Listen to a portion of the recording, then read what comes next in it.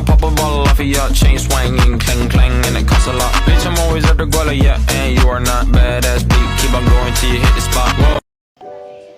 Ya, selamat siang Ibu dosen dan teman-teman. Kami dari kelompok 4 akan memaparkan materi mengenai ilustrasi dari Rick Anderson. Namun sebelum itu, perkenalkan, nama saya Julia Enda Suryali dengan NIM 2022-366. Perkenalkan, nama saya Oliva Paulina Artebian dengan NIM 2022-30144. Perkenalkan, nama saya Linda Hatuledi dengan NIM 2022-30150. Perkenalkan, nama saya Emiliana Boker dengan NIM 2022-30045. Dan saya Devat Lika Syamoli dengan NIM 2022-30086. Berikut adalah materi yang kami paparkan. Ready Heaters, produsen pemanas untuk teko kopi, mulai menerapkan sistem perhitungan biaya berdasarkan aktivitas baru-baru ini. Jamie Withers, CEO perusahaan, ditunjuk oleh Rick Anderson untuk memimpin sebuah tim yang mempelajari kemungkinan untuk mengimplementasikan sistem anggaran berbasis aktivitas atau yang biasa disebut dengan Activity Based Budgeting (ABB). Secara simultan, Rick Anderson mulai mempelajari pengalaman pihak lain yang telah mencoba ABB dan mendapatkan artikel yang membahas pengalaman Scottish Courage Brewing tanpa sengaja. Pertama, dia mendapati Scottish Courage Brewing adalah pionir ABB di Inggris. Kemudian dia memperhatikan ada faktor penting dalam pengembangan sistem ABB, yaitu identifikasi aktivitas, sumber daya, serta hubungan antara aktivitas dengan sumber daya ketika volume aktivitas berubah. Berikut adalah materi selanjutnya. Nah, kemudian Scottish Courage Brewing berasumsi ada hubungan linear antara berbagai ukuran penggunaan aktivitas dengan sumber daya. Nah, berdasarkan asumsi ini, modal APBB memprediksi aktivitas berubah sejalan dengan perubahan modal aktivitas. Nah, pada kenyataannya, biaya aktivitas banyak tidak mengikuti hubungan linear, tetapi sebaliknya mengikuti pola berhadap. Akibatnya, Scottish Courage Brewing sangat sulit untuk mengelola biaya karena perilaku biaya dasar sesungguhnya jauh lebih rumit daripada asumsi sederhana mengenai hubungan antara variabel. Setelah membaca pengalaman ini, Rick menyadari bahwa mengelola biaya dan meningkatkan efisiensi membutuhkan pemahaman mengenai cara biaya berbagi aktivitas berubah ketika terdapat perubahan keluaran aktivitas. Dalam rangka memperkenalkan hal ini kepada anggota timnya, dia meminta tim tersebut untuk mempelajari aktivitas sebuah pengerjaan ulang secara hati-hati.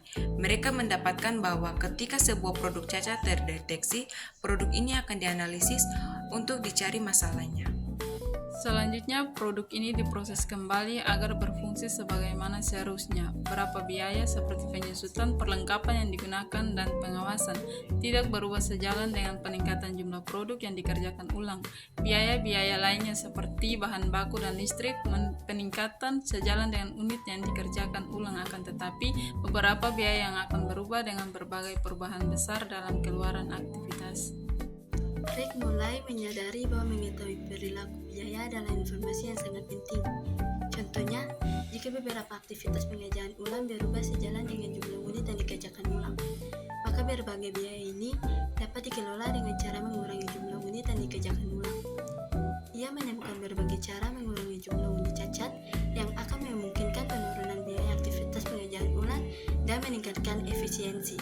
Di lain pihak, beberapa biaya pengerjaan ulang mungkin bersifat lebih tetap sehingga penurunan berbagai biaya ini mungkin hanya sesuai dengan penurunan bertahap dalam jumlah unit yang dikerjakan ulang.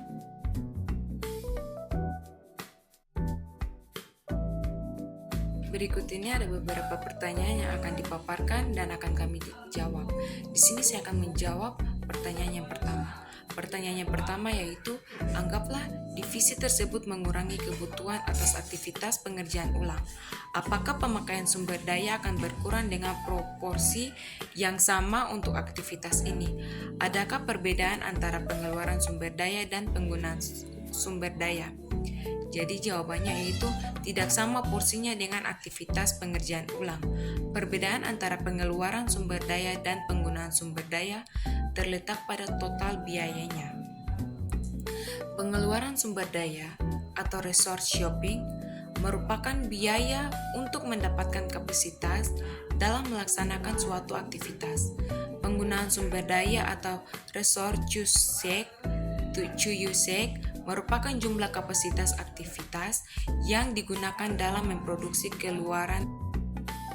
Pertanyaan yang kedua, anggaplah jumlah biaya aktivitas pengerjaan ulang dan jumlah unit yang dikerjakan diketahui kembali.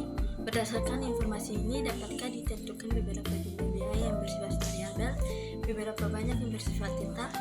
Apakah penting untuk mengetahui perilaku biaya tetap dan biaya variabel? Biaya tetap adalah biaya yang dalam jumlah keseluruhan tetap konstan dalam rentang yang relevan ketika tingkat keluaran aktivitas berubah. Selanjutnya, biaya variabel adalah biaya yang dalam jumlah keseluruhan bervariasi secara proporsional terhadap perubahan keluaran. Jadi, variabel biaya akan naik ketika keluaran naik dan akan turun ketika keluaran turun. Sekarang beberapa dari dua hal disebutkan di atas jelas bahwa kedua biaya tersebut sangat berlawanan atau satu sama lain dan mereka tidak sama dalam hal terserah. Soal nomor 3 adalah peran apa yang dimainkan oleh pihak manajemen dalam penentuan perilaku biaya. Nah, dalam penentuan perilaku biaya yaitu mengklasifikasikan biaya apakah diperlakukan sebagai biaya variabel atau biaya tetap ataupun biaya campuran. Nah, dengan pengklasifikasian tersebut, perilaku biaya dapat membantu manajemen dalam pengambilan keputusan. Yang keempat, dapatkah Anda memikirkan alasan-alasan lain selain yang telah dibahas pada skenario ini untuk meyakinkan para manajer mengenai pentingnya memahami perilaku biaya? Yang pertama, setiap perusahaan pasti melakukan aktivitas usaha dalam berbagai jenis, volume, dan tingkat. Yang kedua, setiap aktivitas bisnis pasti menghabiskan sumber daya perusahaan yang ada dalam biaya akuntansi. Yang ketiga, setiap kegiatan usaha akan menghasilkan keuntungan balik menjadi pendapatan. Yang keempat, target utama perusahaan adalah laba. Laba sama dengan pendapatan dikurangi biaya. Selanjutnya, untuk mampu bertahan sebelum lebih terlibat dalam persaingan, perusahaan tidak perlu harus adaptif terhadap perubahan-perubahan lingkungan baik yang disebabkan oleh faktor internal maupun eksternal. Sekian dari materi yang kami paparkan. Maaf bila ada salah kata. Kami dari kelompok 4 mengucapkan Sekian dan terima kasih.